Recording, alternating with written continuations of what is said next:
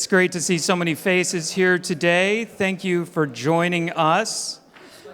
My name is Ian Adams. I'm the Executive Director of the International Center for Law and Economics. You will not find my name on the program because I am but a humble functionary today.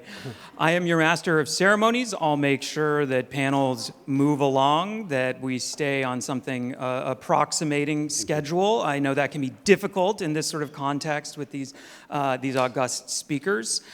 One programmatic note is that Jeff Manny, ICLE's president, is ill, so he will not be appearing today, but we have all kinds of other great folks for you. So with that said, I want to bring to the stage Francisco Marcos, EI University Law School, for the formal introduction. Take it away. Thank you. Thank you, Ian. Thank you. Welcome to Paris, to this very nice conference. Let me explain you briefly what this is all about. We heard that Jeff is not going to be around, at least at the beginning, but maybe he shows up later. Probably, I think it was a year ago,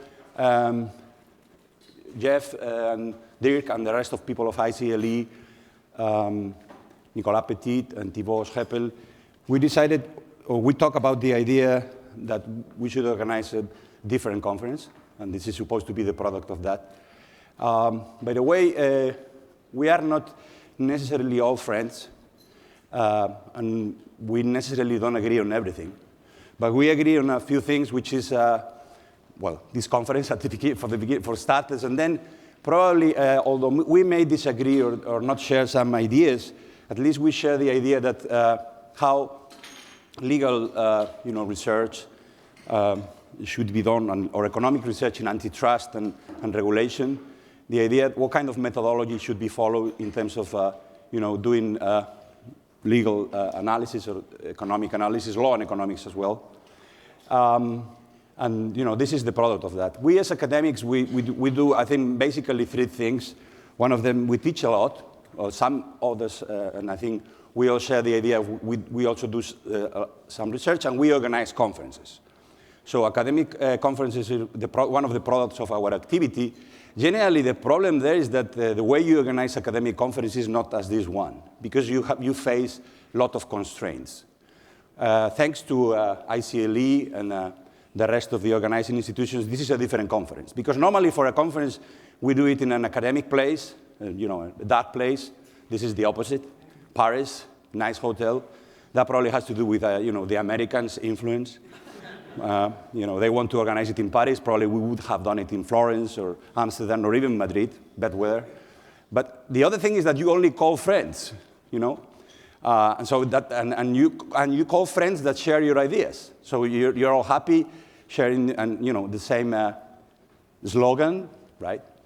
Here we did it the other way around. I didn't know in person much of these speakers. We have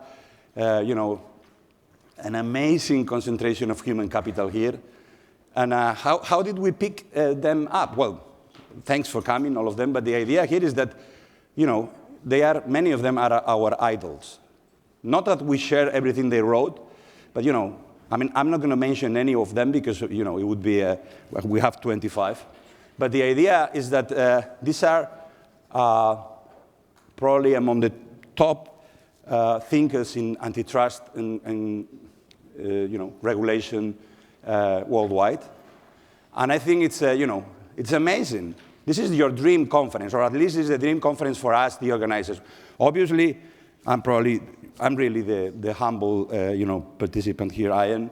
So, but the idea here is that, you will see that the role that Nicolas, Thibault, Dirk, myself, we play is just, merely on the backstage. Because the idea is that, we have picked the best people to talk about this thing. I don't know how do we call them in the future. I don't know if this is going to be neo-Brandisian anymore. I don't know what's going to happen with this regulatory experimentation we have all over the place. But throughout the day, and we have, I think, a rather packed day, we're going to discuss all these topics. Thanks, everyone, for coming, and thanks the speakers for accepting the invitation of ICLE, European University Institute, and the Vrije Universiteit Amsterdam. It's a pleasure to, be with you all here. Thank you.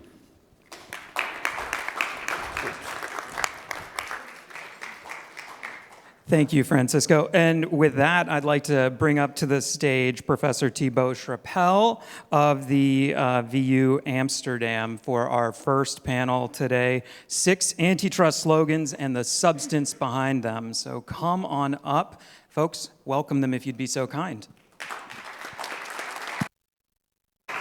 Do we sit or do we? Go ahead. No, please. We sit. Yeah. Okay. I guess we should sit, right? Yeah, sure.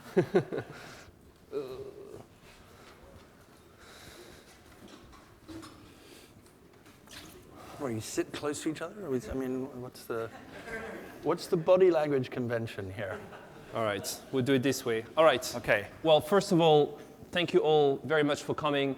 A word before we start. I must say that co-organizing a conference with ICLE is the simplest thing that you can imagine because you took care of pretty much everything. So on behalf of all of the other institutions, I think it's fair to say thank you and very much looking forward to today. Now, I want to introduce Paul sitting next to me here, and I'll be very brief. What you should know about Paul is that he is a professor of economics at the Toulouse School of Economics. He published about a year ago, a bit less than that, a book entitled The Divine Economy, and the quality of the book actually appears in the title, so that's a strong encouragement for you to have a look at that. And the very last thing I want to mention is that I know somehow that when Paul uses ChatGPT, he is actually starting all of his prompts with the word please. True story, which tells a lot about Paul's character.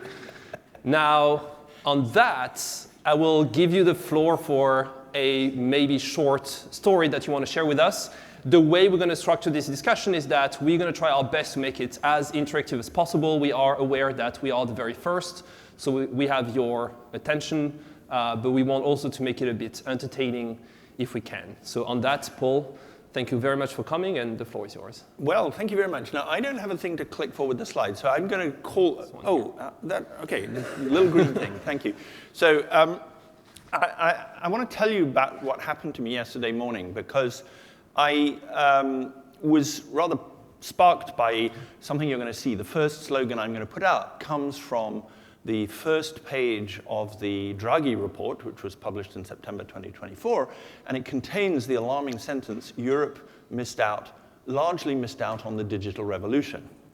So I was thinking about this yesterday morning as I was waiting for my Uber to arrive, and thinking, it's really sad we've missed out on the digital revolution. Of course, I arrived in Blagnac, and particularly I was thinking about the fact that the Draghi report, as you'll see in a moment when I put the slogans up, is really, really exercised that we don't have enough European companies doing this.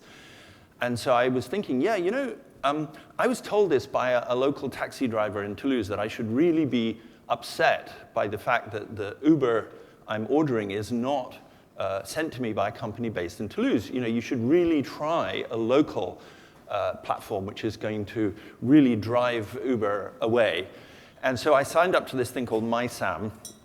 And the first time I asked for a driver was to pick me up from the airport when I arrived at about midnight.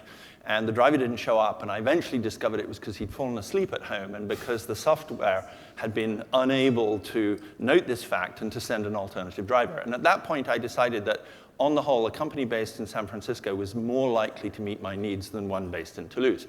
So anyway, I was playing around with my phone, waiting for the Uber to arrive and thinking, we really missed out on the digital revolution. Then I arrived at the airport. I spent a lot of time playing with Google Maps and things like that. And then I got on a plane and forgot to check whether it was one that was produced in my hometown of Toulouse, an Airbus, or whether it was a Boeing. But it didn't seem to make all that much difference to the experience. I arrived in Paris. Obviously, I used Google Maps to get here.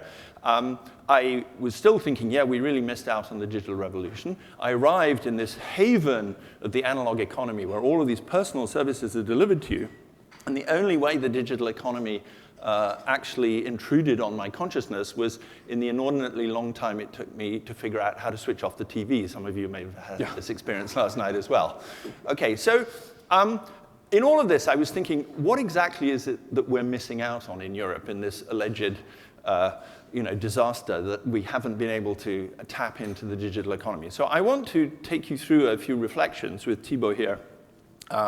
This is really a warm-up back. The serious analysis comes later. Into thinking about why do we care where the companies that give us these services are actually located and owned. I discovered this morning that this hotel, which is pampering me in all sorts of ways except denying me the ability to turn off the TV, is actually owned in Israel. Do I care? Not so obvious I do. I mean, it's fine. They do a great job. And they deliver the services to me here independently of where their HQ happens to be located. So I want us to think a little bit about the slogans that we are surrounded by, which make us believe that it matters enormously whether a company is located in the country that we consume its services or not. So this was advertised as 6 slogans. I didn't choose the number, and I tried really hard to come up with them. But I'm glad to say that we have been working on making ourselves more efficient, and we have cut down the number of slogans to 5. You will also notice that ChatGPT, which generated this, is able to get a very good likeness of the individual, but is not quite able to spell the word efficiency. And I must say that I actually generated that one with Croak that is powered by Elon Musk. So it tells a lot about the fact that Elon Musk only can appear if you use this one and actually not ChatGPT. But we'll come back to that. OK. So the slogans which I found, I mean, we're at a turning point in some sense in the political futures and maybe the economic futures of our 2 continents. There's a new EU Commission coming in. And there's a new administration in the United States. And so I thought I'd try and test the waters with some of the stuff that people have been saying. So I have to crane my neck here, but the EU missed out on the digital revolution. I gave you this. It's really the introductory sort of panic button on the first page of the Draghi report. This is what we should be really sort of terrified by. And it goes on. Only 4 of the world's top 50 tech companies are European. There is no EU company with a market capitalization over, I'm going to stand up for this, sorry, my neck is not really, over 100 billion that has been set up from scratch in the last 50 years. That's supposed to concern us. Now, Lina Khan recently gave an interview saying we are at a moment, this kind of implies that we weren't there before, but this is sort of uniquely worrisome right now, where people recognize that when you have unchecked corporate power and unchecked monopoly power, that harms communities across America. Similarly, the incoming EU Commission is under orders to rethink competition policy. So Ursula von der Leyen, in her mission letter to the incoming competition commissioner, wrote in September, Europe needs a new approach to competition policy, one that is more supportive of companies scaling up in global markets. And then the Draghi report itself, and I'm going to come back to this a lot because this focus on sectors rather than companies really matters. Draghi tells us what we should be doing is not bad old industrial policy in which you favor companies. We should be thinking about sectors. So focus on sectors rather than companies. And this is picked up in the mission letter to Commissioner Ribera saying the horizontal merger control guidelines, which will be subject to a review, should give adequate weight to the European economy's more acute needs in certain strategic sectors. Okay? So those are 5 slogans, and what I want to suggest is that there are 3 underlying ideas, and I want to look at just a few realities that may help us to put these ideas in perspective. Is that a good program for you? Go ahead. What I just want to mention is that we tried our very best not to engage in this kind of strawman arguments and come up with, or at least list some of the slogans that we may have heard from people on Twitter or other social media. Those are very important people, and so we decided to go with those because what they say actually matters, right? So. Yeah, okay, so this is not sort of crowdsourced slogans or put together by ChatGPT as sort of what people really meant when they were saying something else. This is what people really said, okay? Now, the first idea, and it's one shared by the US administration, the outgoing administration at least, and who knows about the incoming one, is that the location of the corporate HQ really matters. So this is the presidential order vetoing the proposed acquisition of United States Steel Corporation by Nippon Steel Corporation. We're going to come back to this, but basically what I want you to take away from this is the sentence, there is credible evidence that leads me to believe that Nippon Steel Corporation might take action that threatens to impair the national security of the United States. Okay, so it really matters where the HQ of this business in the US, producing steel, using US workers and so on, is located. And I want us to concentrate, because my purpose is not to dump on any administration or any particular people. I'm actually going to contrast this later in the discussion with a very different piece of US legislation, which is also very concerned about the location of a corporate HQ, but uses a very different kind of language about it. Okay, so we're going to get back to that, but suspense for the moment as to which that one is going to be. Now, let's just take a look at this claim that there are basically no big European companies that were founded recently. Well, okay, so Novo Nordisk, these are the top European companies with over 100 billion market cap. Sorry, it's rather small, but that's because there are a lot of companies. It's not like there aren't any. So Novo Nordisk with a market cap of 373. Now, I'd remind you that market cap's been shooting up. It hit nearly 600 at one point. Why? Because it has this drug, Ozempic, which is basically helping us to undo the impact on our bodies that all of the other successful European companies like Carrefour and Lidl are producing. Now, you may say, well, this is a kind of a circular economy argument, but circular economies are very much in vogue, and what is wrong with that? But basically, Novo Nordisk is highly innovative. Okay, it's not digital, but it's still pretty cool. Now, LVMH, well, LVMH isn't that digital, but it's still extraordinarily innovative in its organization. If you know, there's a fascinating podcast called The Acquired, which has a great story of how LVMH got to be where it is, and it's by innovating and innovating continuously. Well, SAP, that is digital. ASML, well, it produces machines, but the machines only exist because of the digital economy. So I'm actually not quite as depressed by this sign of the companies, except that Draghi wants me to care that none of them were set up from scratch in the last 50 years. And I mean, that's really a little bit of playing around with definitions. I mean, LVMH was not set up from scratch, but it was founded in 1984 out of the shells of various bits of companies that weren't functioning very well. So whether you call it scratch or not is, I think, reflecting something more interesting, which is that the successful US innovative companies, which do have very large market caps, are largely in the digital platform space. Okay? Now, that's clearly something where Europe has not been doing a great deal of innovating. But we've been innovating in lots of other parts, and one of the things I hope we'll talk about today is how much is it important whether we innovate in the digital platform space or whether we innovate in the enormous other range of areas in the modern economy, which uses digital innovation, but also does lots of other things, like makes obesity drugs and makes beautiful hotels like this and so forth. Okay, so that's some realities about that. Should we talk about this, or should we move on?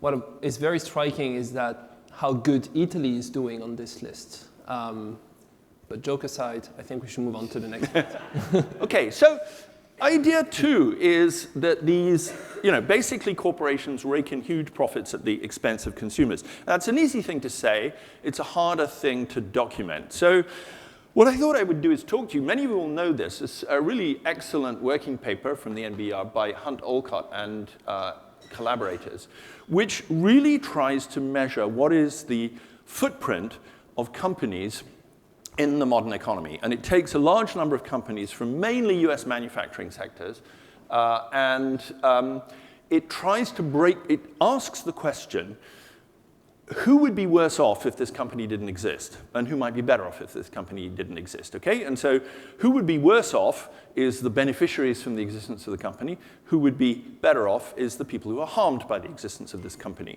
And the exercise, you have to understand, is very precisely a counterfaction in which you remove this company from the economy and you figure out who cares, okay?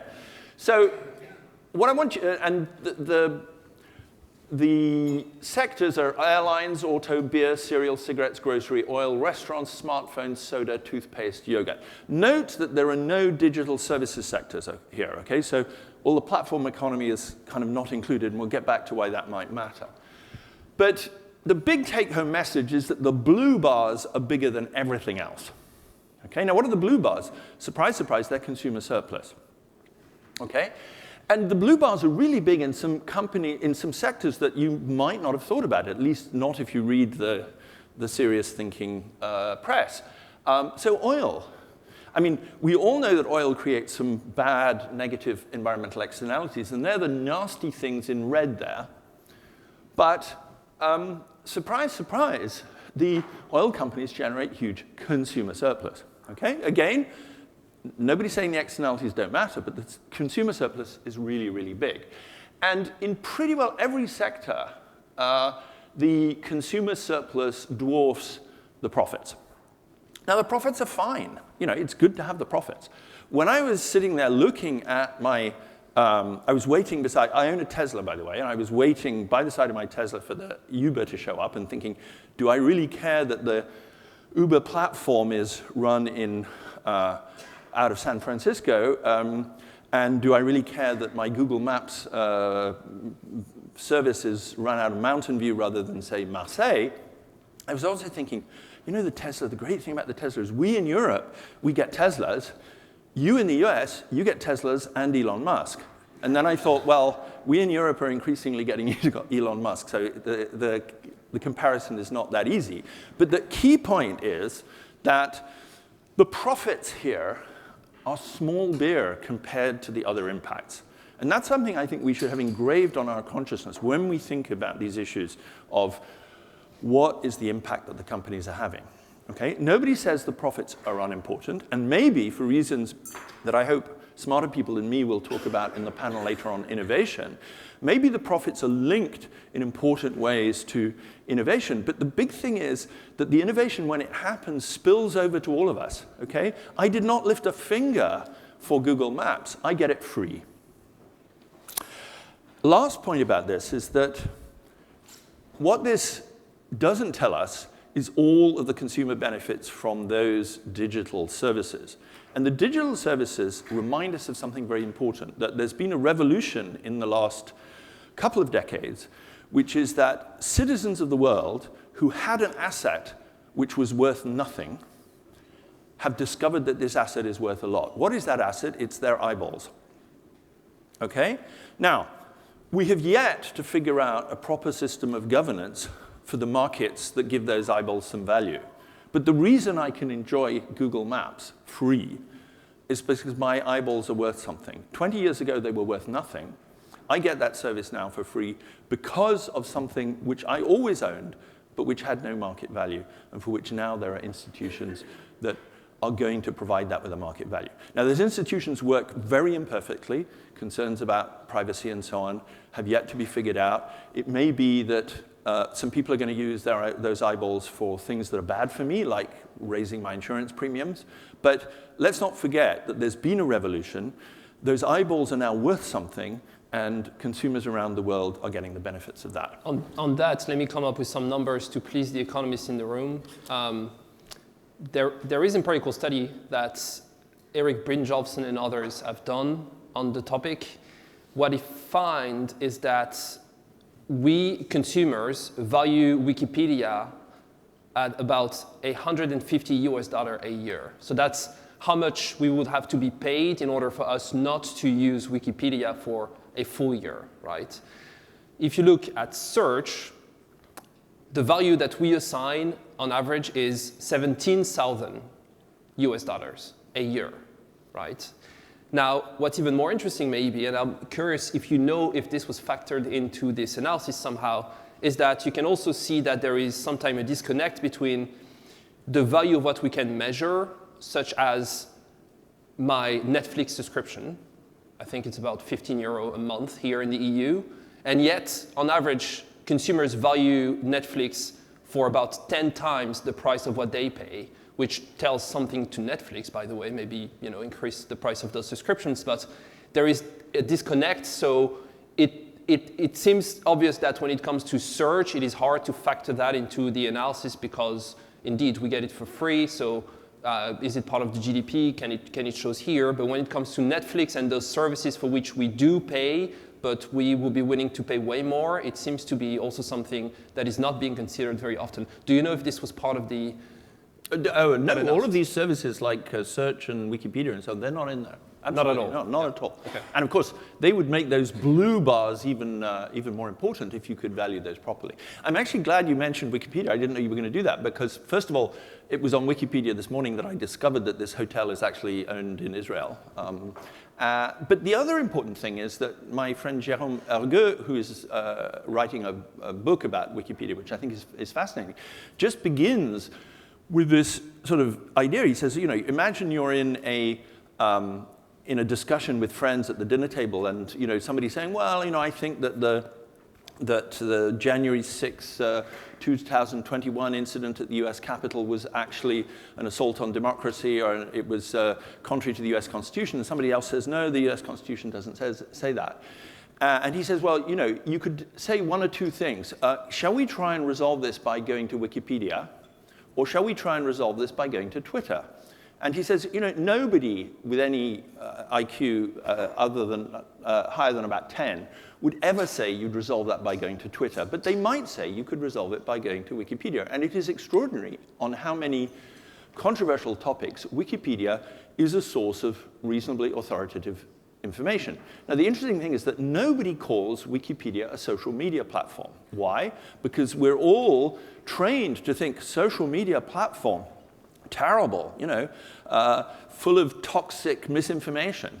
Well, Wikipedia is a social media platform like every other, except that it's not like every other because, remarkably, and particularly on controversial topics, it's managed to remain a source of authoritative information. It's not perfect, but it shows that being a social media platform is not in itself a guarantee of being a source of toxic misinformation. It's very much a question of how those social media platforms are governed, and there are better ways, and Wikipedia shows one of those better ways.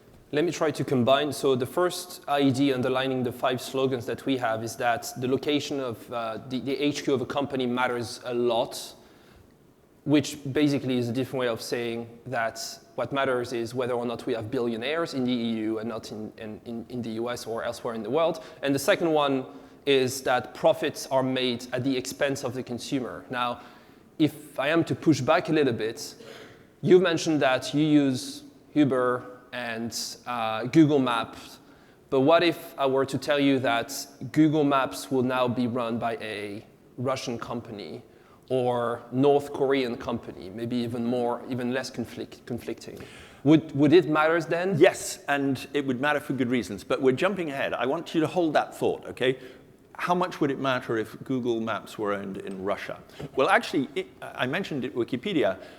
My friend Ruben Durante has been engaged in a really interesting analysis of what happened when Wikipedia in Russian was copied by a clone, initially a clone, run by the Russian government. And the interesting thing was that the Russian government had to clone Wikipedia because they tried to infiltrate Wikipedia and it didn't work.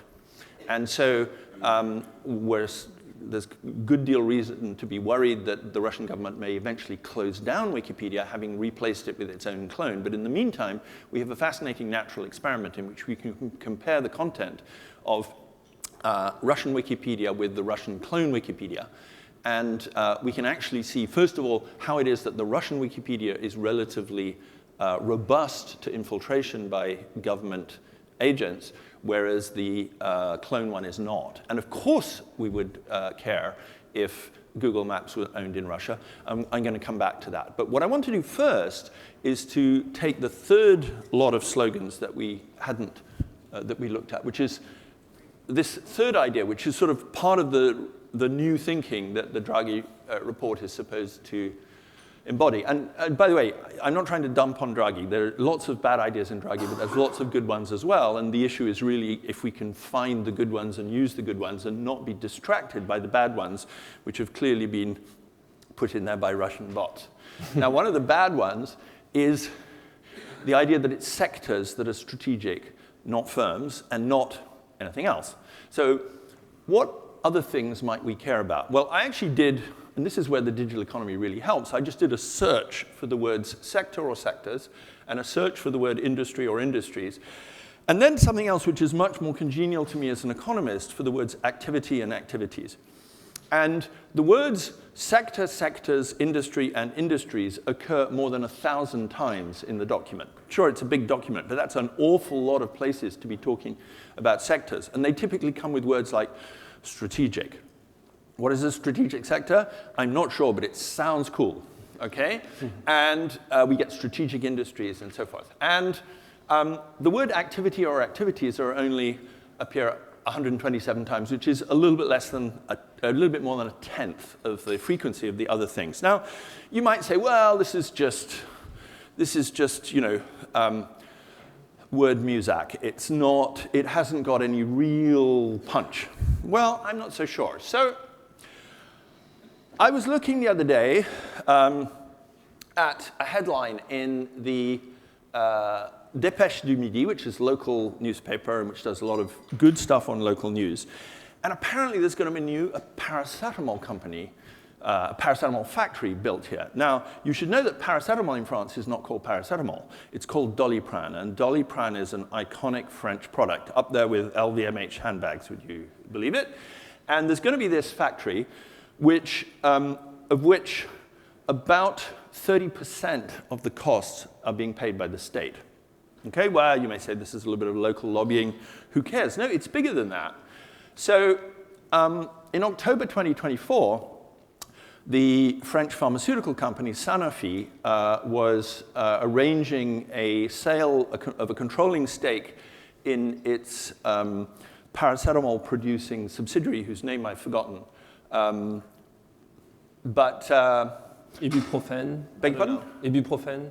No, there's a name for the company. It's called Appello or something like that. And anyway, this, I learned from the FT, undermines President Emmanuel Macron's years-long push to reshore pharmaceutical production in the name of winning back sovereignty, another great word, okay? In 2020, Macron set a goal of reviving paracetamol production in France, okay? And then, you know, well-placed industry sources say Doliprane is a very important French product. It's made in France, and it is in every medicine cabinet. Now, I would remind you, this is a product that is made by generic companies in India for about 1/14 of the price that we can make it in France, okay? But it's deemed strategic. Why? Because it's in a strategic sector, okay? Nobody even bothers to make the argument that paracetamol itself is strategic. It's because it's in a strategic sector. Pharmaceuticals are a strategic sector. Paracetamol is a pharmaceutical, ergo paracetamol is strategic, okay? I mean, I did years ago in Oxford, I learned formal logic, and I learned all about syllogisms. And this is a syllogism, and it's a very dangerously misleading one. So, you know, I started to think, what else could be strategic? Well, did you know the Netherlands are the world's 6th largest importers of bananas? I mean, if you were to launch a strategic push for the banana-producing sector in the Netherlands, think what you could achieve in terms of innovation, self-sufficiency, sovereignty. So banana sovereignty for the Netherlands is the 6th slogan that is missing from my list. Okay, now, you're going to think, oh, well, you know, this is slapstick. This isn't real arguments. Well, guess what? This is also from the FT. Chief Muti says, Chinese imports damage the dignity of the Italian tomato. I mean, get that, okay? So tomatoes are a strategic sector because they have dignity. Now, come on, we're awash in slogans now.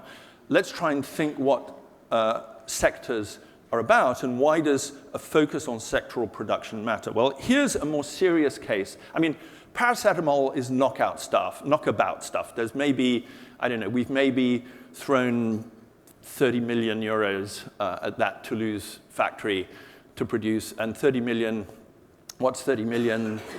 You know, think of the number of great operas that could be wasted on. Not that many, actually, because operas are expensive. But still, 30 million is small potatoes. But the money that was sunk into Northvolt, which is the European battery producer that filed for Chapter 11 protection just a couple of weeks ago, is a very serious problem because, as the FT documented again in October 24, Northvolt was producing batteries. Batteries are cool, right? And they're environmental and so on. And furthermore, there were some externalities involved because guess what? In the north of Sweden, there is some hydropower with no customers. So what you do is you locate a battery producer next to the hydropower. Now that's, sure, it's an externality, but those of us who've thought a little bit about it coast would think it's probably the kind of externality that the people in the supply chain could negotiate among themselves. But the idea was that locating battery production in the north of Sweden would create all of these beneficial cluster externalities and so on, except that in the north of Sweden, there's nobody to work there.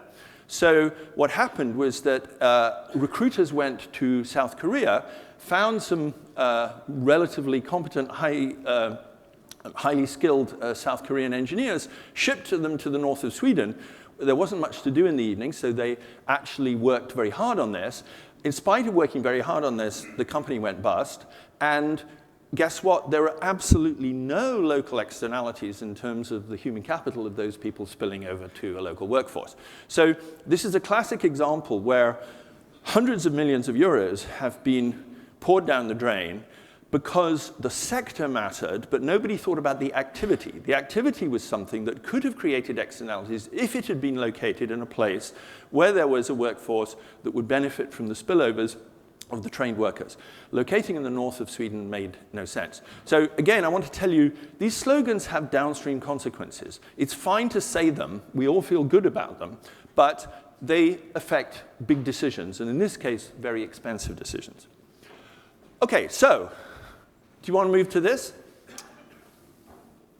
Or does anybody want to come back on sectors? I'm going to come with antitrust questions at you in a second, but for now, go ahead. Okay, so should I care whether somebody owns Google Maps and operates out of Moscow? Yes, I should. And here we have, so I'm going to say something nice about the Biden administration. Here we have a piece of legislation that is designed to control or to push back against the fact that TikTok has access to a very large number of American citizens, and it produces content for them in the field of news, which has been shown, I think, beyond any reasonable doubt, to be quite seriously biased against any content that might be even mildly critical of the Chinese regime. Okay? And so we have a piece of legislation called, and the wording matters, the Foreign Adversary Controlled Applications Act. And I want you to focus on the wording, because the wording, for once, is actually fairly precise and fairly appropriate. So foreign, so we do care about where the control is located. But it's foreign adversary, okay? So now, when was the last time we thought of Japan as an adversary? Well, it was long enough ago that I don't remember it, and I hope nobody in this room remembers it. The point about saying that Nippon Steel is an owner of concern, and the point about saying that ByteDance is an owner of concern, these are a universe apart, okay?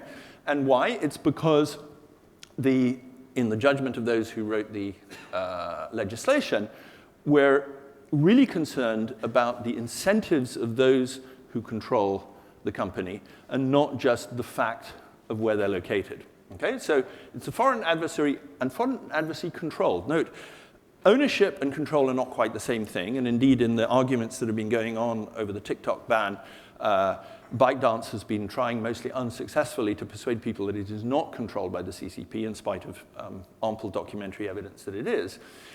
And then the fourth word I really want to draw your attention to, it's applications, it's not sectors.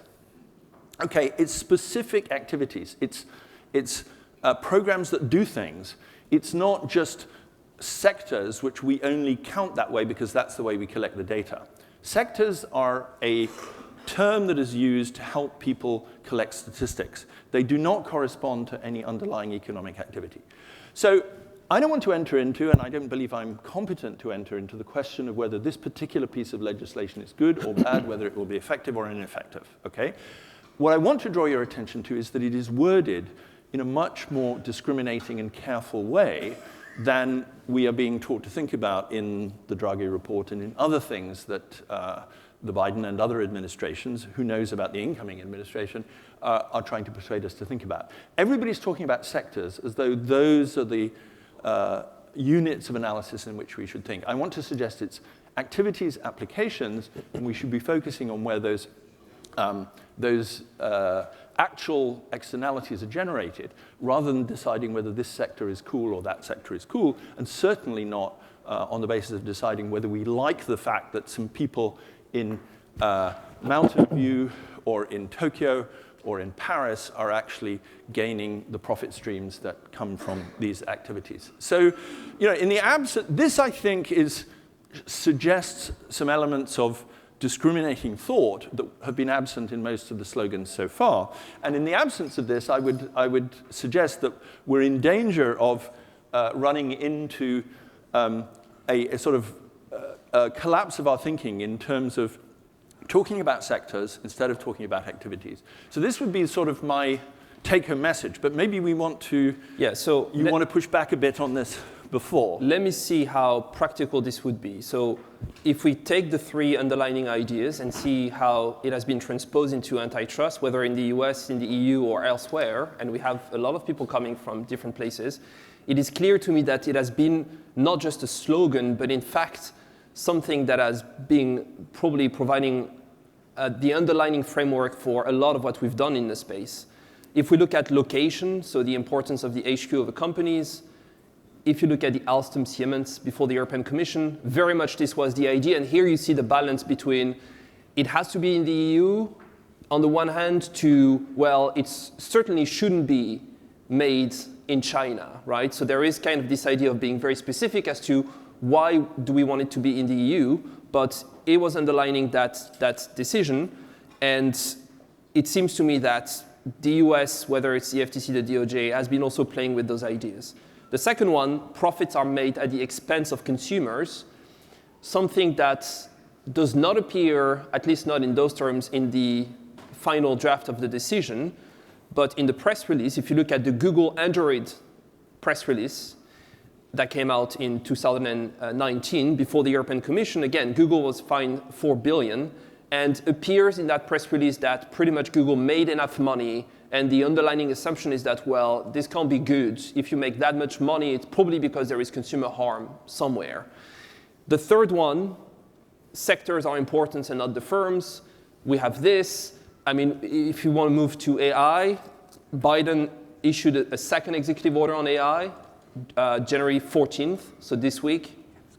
And it says, building AI infrastructures in the US is a national security imperative, right? So it's not as specific as to say, why should it be because it shouldn't be in China? But those ideas are here all across the policy spectrum. And by all means, it seems to me that they are also underlining antitrust cases. In fact, if you look at the annual report of most of the competition agencies throughout the world, they will tell you, for the year ahead of us, we're going to look at pharma, digital. We had big strikes when it comes to agriculture in the EU, so now they mention agriculture as well. So they look at sectors and not firms. It seems that what you are suggesting is that there is a different way of doing it, but how practical would it be? Or I guess my question is, do you envision that if we want not to look at or focus just on the location of the HQ, if we think profits are not necessarily at the expense of consumers because we have the eyeball that we can now make money off, and that we should look at firms and not sectors, which practical difficulties would you see that may explain why we haven't done it this way so far in antitrust?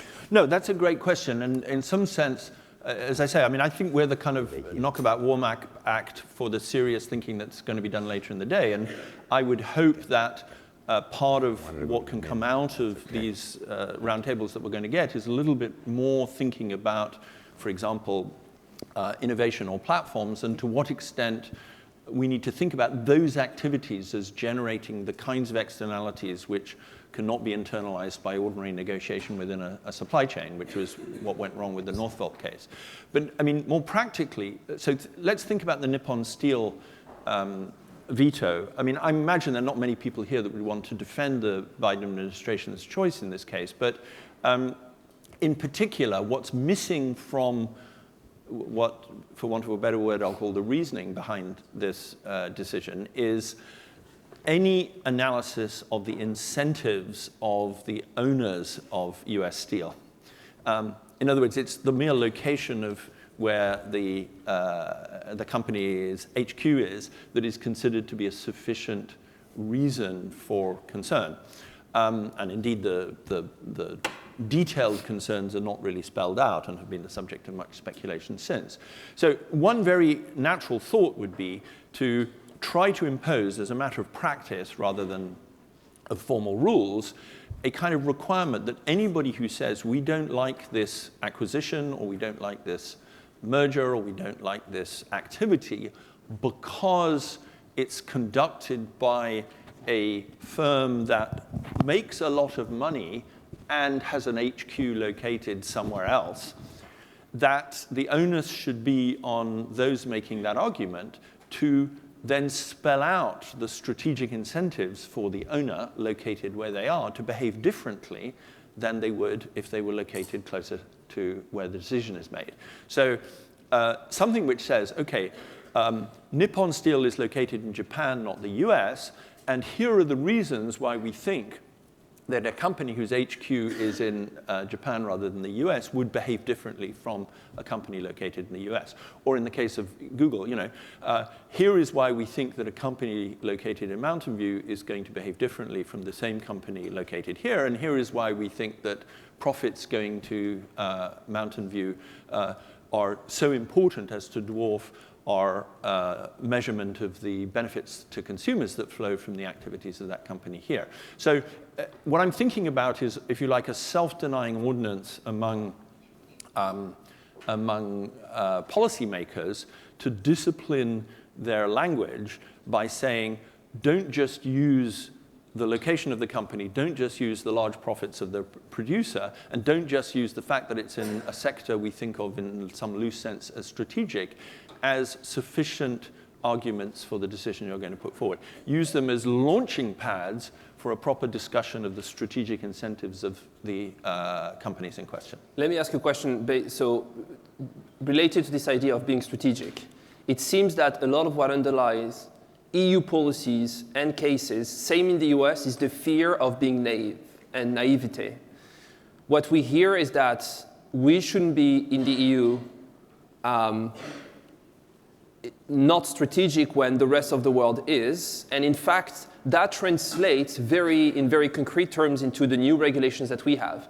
The e-commerce directive that passed in 2000 said that it would only apply to a company that was, and I quote, constituted for a given period in the EU. And if not, the e-commerce directive would not apply to your company. We passed that a long time ago. If you look at the DMA, the DSA, GDPR, as long as you offer a product or service in the EU, then it applies to you, whether or not you have an HQ located in the EU.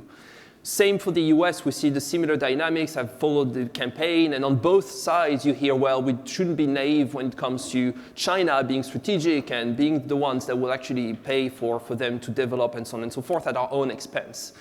Now, the question I have is, and you're an economist, so I have to ask you about game theory, because that's what, as a lawyer, I expect you can provide.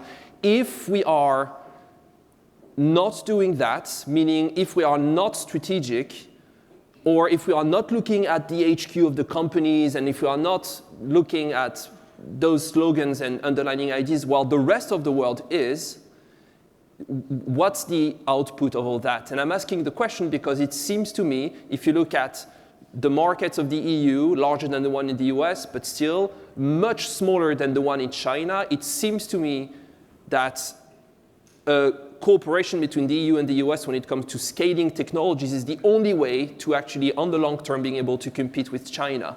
But it seems to me as well that there is no big desire, whether on the EU or the US part, to actually do create the terms for that cooperation. And again, if you look at the EU Act, the DMA, the DSA, DI Act, the idea is to push back from everything that is foreign.